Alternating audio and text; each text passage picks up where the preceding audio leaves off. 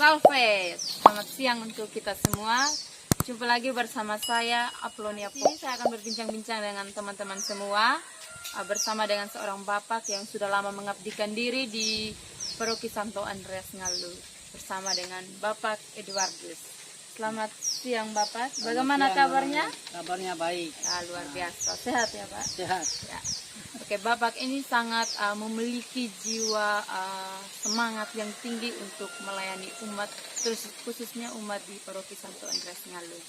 Nah, Bapak Edwardus, di sini saya berbicara sebagai orang muda Katolik. Ya, saya sebagai salah satu anggota OMK, orang muda Katolik di Paroki Santo Andreas Ngalu.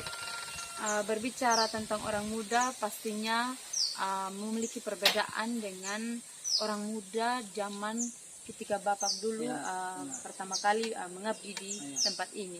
Pertama-tama Bapak ini mengabdi di Paroki Santo Andreas Ngalu pada tahun berapa ya Bapak? Tahun 93. Oh, tahun 93, itu saya belum lahir. Betul. Ya? Di Paroki ini. Iya, itu Tahun 89. Oh, 89. Wah, itu lebih parah. Saya itu belum lahir. Saya lahir tahun 98. Ya, jadi Tahun 89. ya, jadi pastinya memiliki banyak perbedaan dengan anak muda yang sekarang ya, Pak? Iya, Ya. banyak beda. Ya. Apakah Bapak bisa menceritakan sedikit, Pak, tentang bagaimana Bapak merangkul anak-anak muda di zaman waktu Bapak itu mengabdikan pertama kalinya di tempat ini, cara mendorong mereka untuk aktif di gereja dengan kegiatan-kegiatan apa saja? Memang pada awalnya belum ada kelompok khusus untuk anak muda. Ya, Seperti OMK belum ada dulu. belum ada. Ya. Apalagi temu minggu masih simpang siur. Simpang siur. Ya. Umat baru di sini. Jadi pada awalnya juga itu masih sulit untuk ini kumpul-kumpul anak muda. Ya. Maka itu sebagai kesan saja pada awal itu kami buat pertemuan-pertemuan di keluarga katekese begitu ya. Oh, ya. Jadi buat katekese. Waktu itu katekesenya itu dibuat pada waktu sore hari. Sore Ya, hari. pada sore hari. Jadi kami buat pada sore hari, tapi ada banyak kegiatan lain lagi pada sore hari juga. Ya. Sehingga agak sulit lah begitu. Tapi akhirnya kami buat juga pada waktu malam. Malam juga itu mengalami kesulitan karena dulu itu gelap gulita. Kemudian kembali lagi kita buat pada waktu sore, ya, mulai jam 5 begitu. Kegiatan misalnya ada pertemuan, berdoa rosario, anak-anak muda banyak sekali untuk kumpul-kumpul untuk kegiatan ya. begitu ya. Hanya saja waktu itu sudah mulai ada listrik. Ya. Itu listriknya itu hidup pada jam 6. Jam 6 sore. Jadi kalau jam 6 sore itu mereka sudah tidak tahan lagi. Berarti sudah Pak kita pergi nonton film begitu. Oh iya. Karena listrik baru menyala toh, jadi mau nonton di TV apa semua begitu ya. Jadi karena itu sehingga kegiatan-kegiatan untuk pertemuan-pertemuan anak muda bersama dengan umat ya, kelompok yang sama dengan umat. Jadi belum ada benar-benar kegiatan khusus untuk anak muda gitu Belum sekarang ada, OMK. Oh, iya.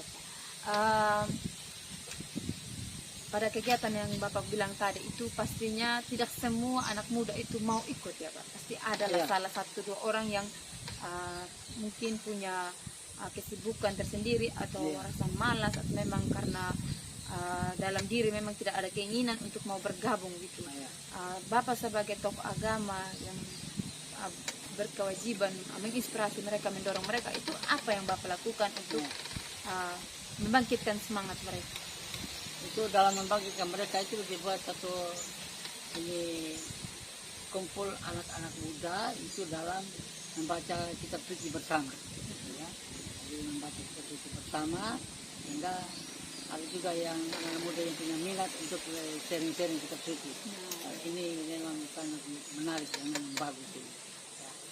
Dan itu untuk anak muda juga dibuat kelompok misalnya dengan kelompok itu voli ya, main voli. Jadi ada kami buat lapangan ini bukan kecil itu lapangan voli. Iya. Ya, buat lapangan voli. Permainannya itu bukan saja kita bukan anak-anak Katolik saja, tapi kadang-kadang campur dengan orang Protestan juga. Ya, malah di kebun sosial sana ada lapangan voli kan buat pertandingan. Ya, di antara kelompok di sini. Begitu. Dan juga itu pernah juga kelompok di sini karena ada sudah itu biasa kan main voli. Ada daripada Dita dulu datang juga bertanding di sini main bola voli. Ya. Jadi ini termasuk juga kuat juga di sini. Itu Romo Marcel dulu bawa anak-anak dari sana untuk bertanding main bola voli di sini. Ya, Ya. oh iya. Kami buat lapangan di bawah situ. Ya. Tinggal orang di sini menang juga. Ya. Iya. Biarpun apa tapi karena sudah dilatih sudah mereka main. Itu bola voli juga itu memang saya karena sulit-sulit untuk main voli maka saya usahakan sendiri sudah ya beli Iya. bola voli untuk kumpul karena saya juga punya senang juga untuk main bola voli. Iya. Jadi termasuk itu masih ini Anton anaknya Pak Davi semua itu Oh iya. itu anak-anak muda mereka itu yang Muda. semangat sekali, Zaman-zaman ya. mereka. Zaman mereka juga itu ya Iya. pertandingan main bola voli di sini itu satu hal yang memang menarik ya tapi kita di sini sekarang berbeda sudah Iya. ya. Ya, Orang lebih banyak dengan HP juga ini Iya. itu. Jadi begitu dulu itu perkembangan dari dulu ya sampai sekarang ini mungkin ada lagi ya. ya, jadi seperti itu teman-teman. Cara Bapak Edu menginspirasi anak-anak muda. Yang kita tahu kalau anak-anak muda yang namanya dunia hiburan, sesuatu yang termasuk dalam hobi-hobi mereka, ya itu pasti mereka cepat. Ya. Ya.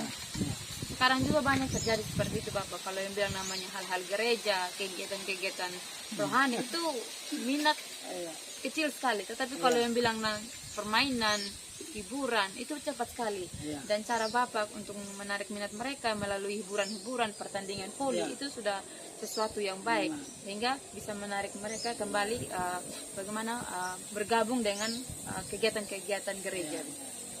Oke, seperti yang Bapak singgung tadi bahwa tentu ada perbedaan antara orang muda yang zaman Bapak mereka waktu masih muda dengan zaman yang sekarang.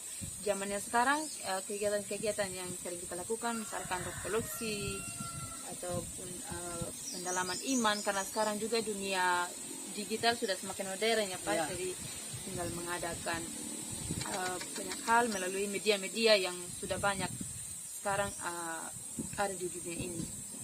Kemudian kalau dari pandangan Bapak sendiri nih terkait dengan anak muda zaman sekarang yang banyak juga meninggalkan hal-hal kegiatan-kegiatan rohani itu juga karena faktor utamanya dunia hiburan, kemudian apa ya, kurangnya kesadaran dari mereka dan juga alat-alat komunikasi yang sekarang mungkin mereka terlalu nyaman dengan hal-hal itu, barang-barang itu sehingga mereka lupa dengan hal-hal gereja. Bagaimana menurut pandangan Bapak? Menurut pandangan saya memang zaman memang berubah betul ya. Iya. Ini zaman digital ini sehingga orang selalu mirip pada hal yang itu elektronik itu ya. Jadi HP, video ya, film-film lebih suka ke sana mereka ya. Dan kan untuk iman itu agak lemah, untuk hafal-hafal doa juga sudah agak sulit juga ini ya. Jadi karena itu kalau zaman sekarang ini harus memang dibuat satu dukungan keras memang supaya kita giat di dalam hal-hal rohani ya, hal pengembangan iman kita begitu ya. Karena zaman sekarang itu orang lebih suka kepada hal-hal yang itu yang senang-senang saja, yang duniawi saja, yang hura-hura saja begitu ya. Tapi hal untuk merenungkan, memperkuatkan iman kita itu sudah makin hari makin lemah. Kalau itu memang butuh pendampingan, butuh itu hal-hal untuk kumpul itu anak muda, sarana untuk kumpul anak muda. Kalau boleh ya sebagai usul saja, mungkin zaman sekarang ini kalau kita buat satu kelompok arisan di antara kelompok-kelompok anak muda, mungkin sarana saja, bukan tujuannya untuk mendapat uang atau mendapat Iya. apa, tetapi sarana itu bisa mengumpulkan anak-anak itu. Sementara itu kita buat renungan dari kitab suci misalnya, dari Injil ya, tentang anak muda, tentang perkembangan iman kita ya. Itu, dan juga kunjungan juga perlu. Kita kunjungan itu, dalam kunjungan keluarga mungkin dilihat khusus juga anak-anak muda dalam ini ya, ini supaya dibuat kelompok-kelompok anak muda dalam satu kampung itu, dalam satu KPG mungkin bisa buat arisan khusus untuk mereka begitu. Ini karena tujuannya bukan untuk uangnya itu, tetapi tujuannya untuk pendalaman iman itu. Uang itu arisan hanya sarana saja, kumpul orang. Itu. Ini usul saya mungkin anak muda untuk yang sekarang, karena sekarang ini orang sibuk dengan hanya main-main lah begitu, senang-senang lah begitu. Ya, kurang memperhatikan ini soal-soal yang penting sebagai seorang beriman. Ya, kita hidup dari sabda Tuhan, ini penting. Namun, Ya, jadi itu teman-teman usul dari Bapak Eduardus untuk kita semua, bagi anak-anak muda khususnya kita yang ada di Paroki Santo Andreas Ngalu.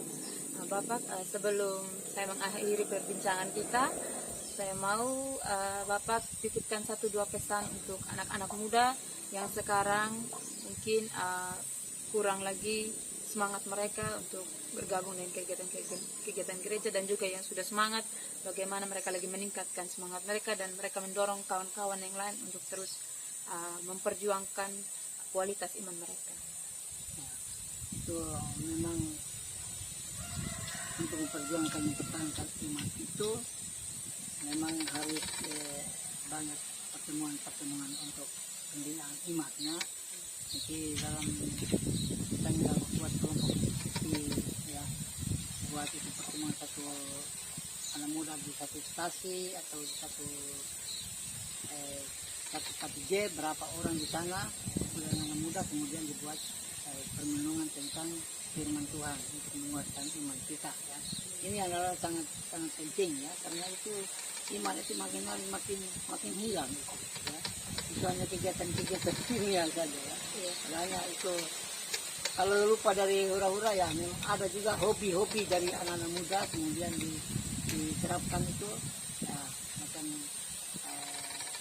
lagu-lagu ya, lagu-lagu nyanyi Sumba juga ya, lagu-lagu daerah. Ini saya tidak tahu lagi lagu-lagu daerah masih ada atau tidak di kampung-kampung itu ya. Saya ingat waktu pertemuan saya awal di tempat praktik saya sebagai pembina umat, sebagai pelajar dulu di Mauliru, ini pengalaman ya. Itu sebelum ibadah hari Minggu, hari Sabtu, saya kumpul semua itu anak muda, ada satu nona yang bersedia untuk melatih mereka dalam lagu Sumba ya, lagu Sumba. Lalu sementara itu buat keset dengan mereka. Hari Minggu kita ibadah di bawah pohon kong, bukan di dalam gereja ya, di Mauliru. Saya menikah sekarang, dan itu hanya satu kakak, satu keluarga di sana. Tapi sore-sore anak muda, sore-sore itu anak muda dikumpul, pergi main bola kaki di pinggir kali, kumpul di sana main bola kaki. Habis itu malam itu latih lagu Sumba begitu. Karena pintar juga, ada yang punya hobi untuk main latih lagu. Tapi kita di sini saya belum tahu ya. Mungkin ada orang yang bisa begitu, bisa latih lagu Sumba begitu ya. Jadi ini memang bola kaki juga penting juga. Kami di sini sejak Partai Bernard dia berhenti ini main bola kaki ini, karena selalu berkelahi katanya begitu. Selalu kacau. Ya, makanya juga, kalau bola voli boleh ya, kalau bola kaki jangan. Kayak nanti jangan repot kan banyak orang, jangan menyesatkan. Jadi begitu ya, Nana ya.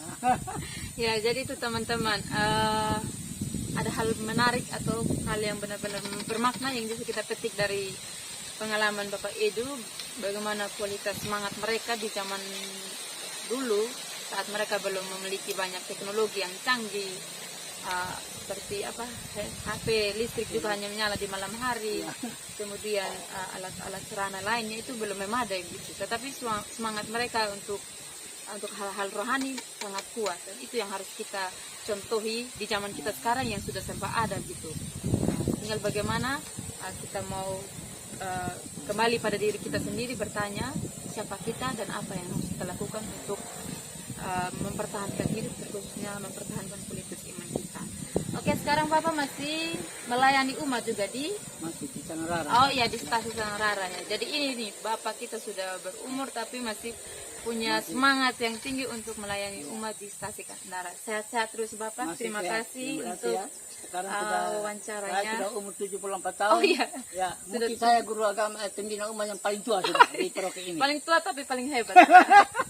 Terima Luar kasih biasa. ya. Iya, atas terima kasih. pertanyaannya, Pak. pendapatnya gitu ya. Ya, semoga Sharing, ya. menginspirasi buat anak-anak muda di luar sana, terkhususnya Paroki Santo Andreas Ngawi. Oke, sekian hasil perbincangan kami. Semoga menginspirasi kalian semua dan sampai jumpa di lain video. See you.